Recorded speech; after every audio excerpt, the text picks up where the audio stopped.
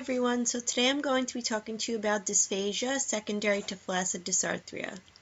So dysphagia is a difficulty with swallowing characterized by a problem with one or more of the 4 stages of swallowing. So this affects swallow and safety function because it increases the person's likelihood to have the bolus be penetrated or aspirated. Flaccid dysarthria is an impaired muscular control to the speech mechanisms characterized by muscle weakness and decrease in reflexes. So therefore, this muscular weakness can cause dysphagia because the muscles that we use for swallowing are impaired. So the etiology of flaccid dysarthria is characterized by damage to the lower motor neuron, so damage to the cranial and spinal nerves. So basically, this disrupts the neuronal impulses that activate the muscles for respiration, phonation, articulation, resonance, and so forth. It could be due to bulbar lesions, which occur on the nuclei of the cranial nerves, or peripheral lesions, which are due to damage the axons of the cranial nerves.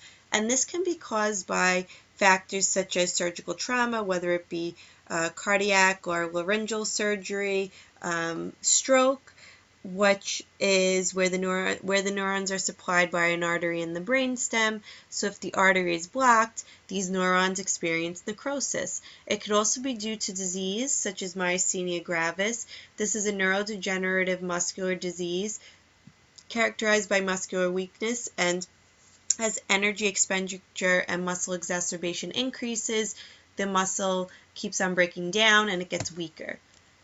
So there are signs and symptoms of dysphagia as a result of flaccid dysarthria. So taking a look at the first column over here, we can see these are cranial nerves that are damaged due to the flaccid dysarthria. So cranial nerve 5, which is responsible for mandibular movement, if it's damaged, it affects swallowing by making the person have inefficient mastication and decreased range of motion, which can pose a risk for them penetrating or aspirating the bolus because they have oral residue. Looking at cranial nerve 7, it innervates the lips, which damage to this area can cause decreased labial seal, food pocketing, anterior loss, and drooling, which again causes oral residue. So the same for cranial nerve 9. It has its own signs and symptoms, which pose a risk for penetration and aspiration of the bolus. Again, we also have other cranial nerves, so cranial nerve 10, innervating the velopharyngeal, laryngeal, and pharyngeal mechanisms, impacts vocal cord, causes vocal fold paralysis, weak cough, delayed pharyngeal swallow trigger, and this can make the person aspirate during and after the swallow and also have pharyngeal residue. So there are signs and symptoms that the bolus is penetrated or aspirated. So this can be the person having wet, gurgly vocal quality, multiple repetitive re-swallows, coughing, and throat clearing. There are assessment approaches that can be taken to identify that the person has dysphagia secondary to flaccid dysarthria.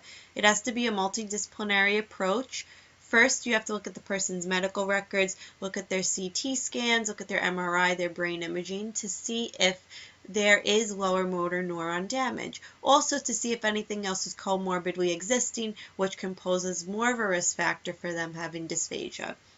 Second is the person can be given a CDE, known as a clinical dysphagia evaluation bedside, where the speech pathologist gives them an oral peripheral exam and also gives them food and liquids of different consistencies to see how they're dealing with their swallowing. Look at their AP transport, oral transit time, and see how they're doing with their hyolaryngeal elevation and their pharyngeal swallow trigger. Although you can't see it, they palpate them to get an idea, and therefore they can evaluate their swallowing. More objective way to do this is have an MBS, known as a modified barium swallow study. This objectively assesses the swallow safety function, so we're looking at the competency of the muscles involved in the swallow to see how they're doing if the bolus is actually going into the airway, and we can look at factors such as epiglottic retroflexion, premature spillage to the valleculae and the piriform sinuses. So we're looking at the path of the bolus and analyzing it from the beginning to the end. And they do this by lacing the PO intake with barium and it lights up on the x-ray as the person is eating and drinking. Also, the speech pathologist can look at do a perceptual assessment. Listen to the person. Are they hypernasal? Do they have imprecise consonant production? Are they breathy? Are they monopitched? Do they have nasal emission in short phrases? These are all indications that a person might have flaccid dysarthria. Quickly, this shows an oral peripheral exam of a client with flaccid dysarthria, which makes sense because the strength and function of the lips, tongue, as well as the jaw and the cheeks are decreased. Treatment methods. We can treat dysphagia secondary to flaccid dysarthria by doing oral motor exercises with the patient to increase their oral and pharyngeal phase competencies. So we can increase their mastication, increase lingual control, increase jaw stabilization. Again, these are just some of many exercises we can do with them to increase their strength. Increase AP transport with roof scrapes, that's scraping the tongue from all the way from the back of your mouth to the front and then sticking your tongue out in the end. Increase airway protection, hyolaryngeal elevation and excursion, base of tongue retraction. The Masako is when you stick your tongue in between both of your teeth and swallow. There are also compensatory strategies, which are giving the person a modified diet. So depending on how they do with the solids and the liquids, they could have level 1, level 2, or level 3. They could have thin liquids, nectar thick or honey thick liquids. Also, the speech therapist can do postural changes to make sure the path of the bolus is not going into the airway. So they could do a head tilt and a chin tuck, which are self-explanatory. And these are my references.